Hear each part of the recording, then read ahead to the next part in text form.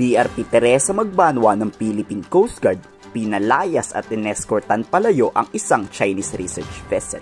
Niradyohan at pinagbantaan ng PCG. Ilang minuto lang matapos warningan ng Philippine Coast Guard, lumayas din naman ito agad-agad. Oo, ora mismo tong umalis. You are hereby commanded to stop your illegal activities, declare your intentions, and transit our exclusive economic zone continuously, consistent with international and Philippine national laws. Over. Pero parang kulang ata ang aksyon ng Philippine Coast Guard. Tila hinayaan lang kasi ng PCG ang illegal na ginagawa ng China sa ating teritoryo. Bago kasi to lumayas, pinanood lang ng PCG ang pag-retrieve o pagkuha sa research vessel ng kanilang mga drones. Oo, mayroong illegal underwater drones ang China. Tapos pinabayaan lang yan ng PCG. Posibleng naghahanap nga to ng oil at natural gas sa ilalim ng West Philippine Sea. Dahil hindi daw to military drones o for Chinese submarine attack. Pero dapat diba arestuhin agad? Kasi may unauthorized illegal drones sila. Posasan dapat agad. Ang kaso nga lang itinaboy lang. While we were monitoring the Chinese research vessel. So you can see from here, saan na ba yan? This one. Etong maliit na object na to.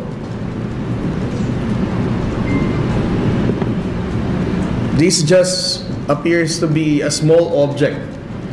But this is actually the submersible manned research vessel of the Chinese of this Chinese research vessel. So when we arrived, they immediately retrieved this Chinese submersible research vessel.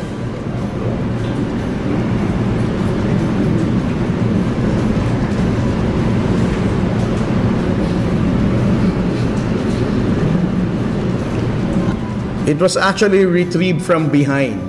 Inikot nila yung barko so that the cameras will not be able to document the retrieval of the submersible research vessel.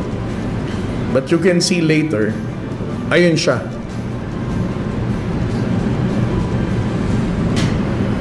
Ito yung tinatawag nilang Shanghai Yongxi or the Deep Sea Warrior. It is actually a manned submersible research vessel. It is actually designed to carry out marine scientific research, archaeological maritime exploration, and also to carry out deep sea scientific research. No? So this submersible vessel can explore as deep as 4,500 meters. Ewan ko ba sa Philippine Coast Guard na to? Kayo, anong magiging reaksyon nyo sa hindi niya pag-aresto sa illegal na pag-aaral sa ating karagatan? Pati ba kayo naiinis? I-komento sa baba ang inyong saloobin.